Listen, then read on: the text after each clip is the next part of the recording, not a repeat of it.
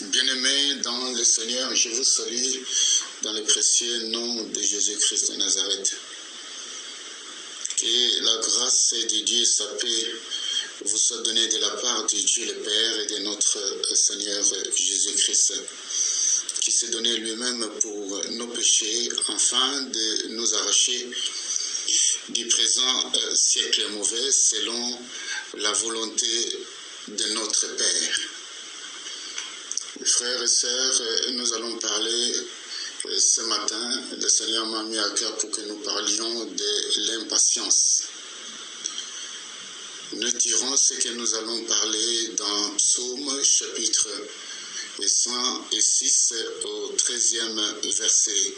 Le Psaume chapitre 106 au 13e verset, je vais lire. Ils oublièrent bientôt ses œuvres. Ils n'entendirent pas l'exécution de ses desseins. Bien-aimés dans le Seigneur, il nous faut parfois attendre un certain temps avant de recevoir les directives divines dont nous avons besoin.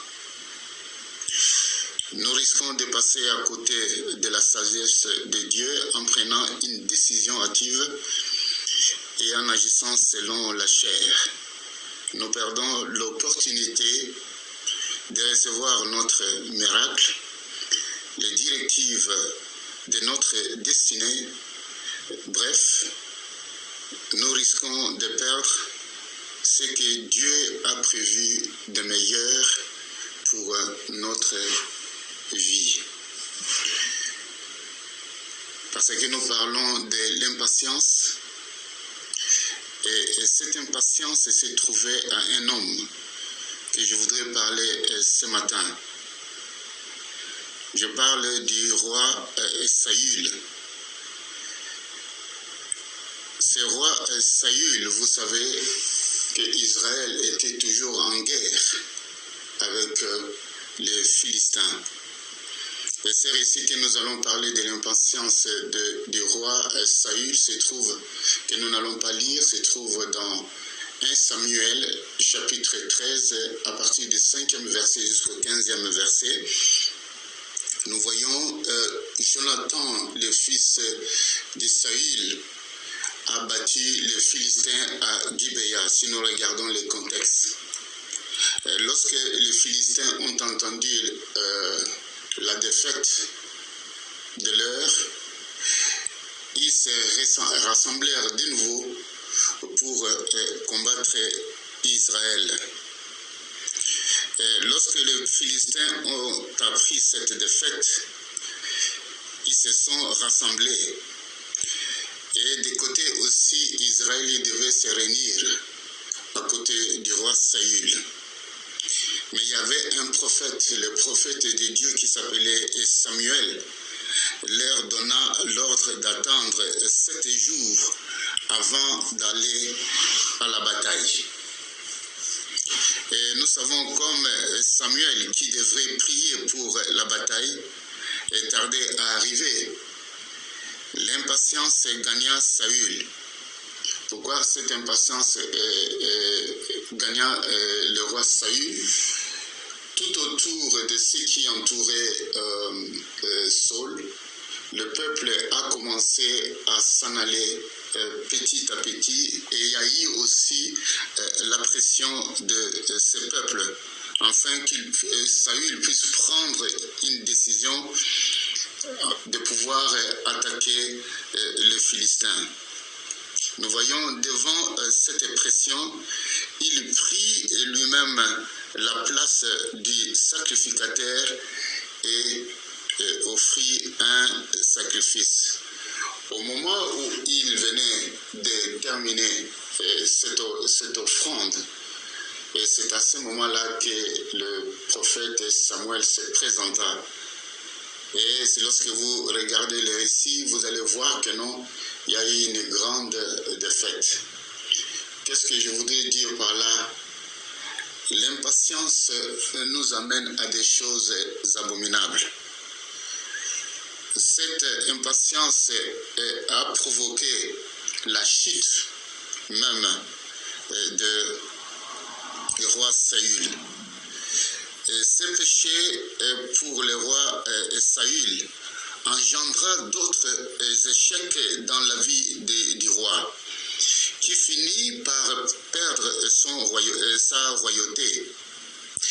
Je voudrais dire, si seulement il avait attendu quelques heures de plus, Samuel serait arrivé et le désir de Dieu aurait été accompli, et Saül aurait été un roi victorieux au lieu d'être un homme vaincu.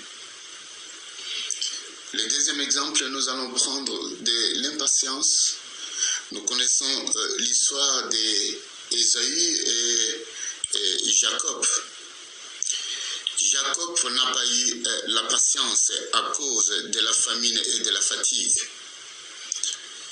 C'est pour cela qu'il a perdu non pas tout simplement son droit d'aînesse, mais surtout la bénédiction qui lui revenait de droit à cause de la tradition juive qui stipulait que la vraie bénédiction devrait automatiquement revenir à l'aîné de la famille. Et comme Jacob était aussi malin et un usurpateur, il a pris la position de l'aîné à la place de Saül.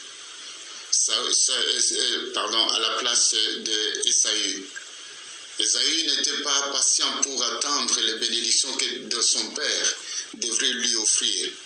Mais il a voulu tout simplement, à cause des choses du monde, à cause des choses de la chair et à cause de la pression naturelle qui est la famine.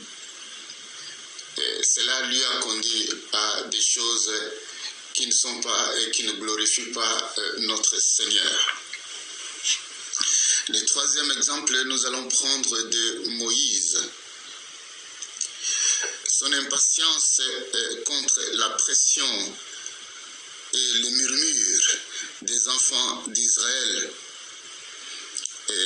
l'amenant à frapper les rochers, non pas une fois comme le Seigneur lui a donné l'ordre, mais il a frappé les rochers 2 fois.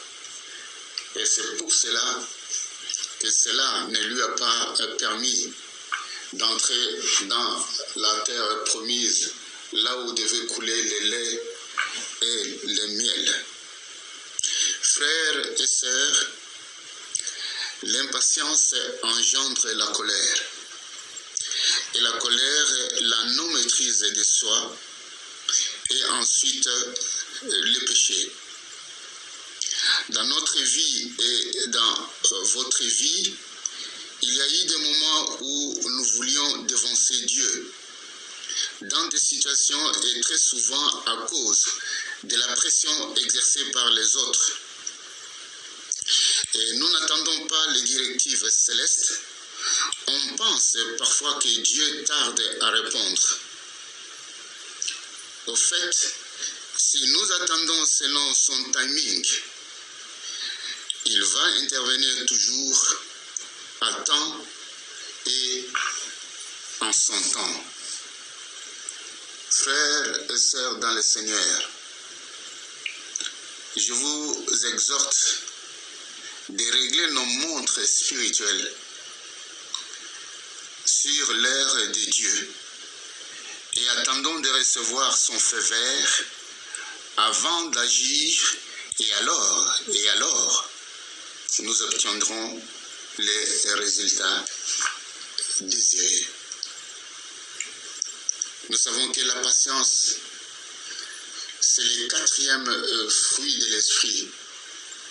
Si vous n'avez pas la patience, cela signifie que vous êtes impatient. Que ce matin, le Seigneur nous donne la patience. Comme la parole de Dieu déclare, comme un laboureur qui devait attendre son précieux fruit afin que la pluie puisse tomber et qu'il puisse recevoir les fruits escomptés de ce que Dieu a prévu pour cette personne qui est en train de labourer. Soyons patients dans tout ce que nous voulons faire et attendons le timing de notre Seigneur. Nous allons prier. Père Céleste, dans le nom de Jésus, je te loue, je te glorifie, je t'exalte, j'élève ton Saint-Nom. Merci pour cette exhortation qui ne rentre sans effet, sans pour autant que tu puisses accomplir tes desseins, tu puisses accomplir ta volonté dans nos vies. Aide-nous à nous attendre à toi. Donne-nous des oreilles pour entendre et des yeux pour voir ce que tu as préparé pour nous aujourd'hui. Je te remercie pour la grâce que tu nous accordes et pour ce message, dans le nom de Jésus. Amen.